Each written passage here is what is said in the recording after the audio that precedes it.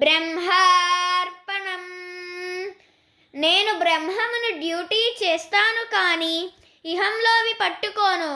ఇంత మంచి మానవ జన్మను నేను వృధా చేసుకోను. చివరి శ్వాస వరకు బ్రహ్మముగా హాయిగా ఉండాలి. మనతో మనం ఉండి జన్మరాహిత్యం చేసుకోవాలి. అనన్య సుఖం మనలోనే ఉన్నదని తెలుసుకున్నాము.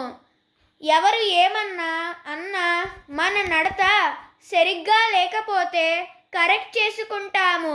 దేహం నేను కాదు, నేను పరమ సాక్షిని, పరమాత్మను. హాయిగా ఉంటాము. బ్రహ్మము తప్పించి రెండవ మాట వద్దు. బ్రహ్మమే నిజమైన ఉన్నత స్థితి.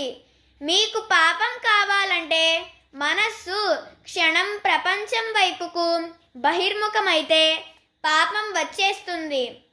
బ్రహ్మార్పణ.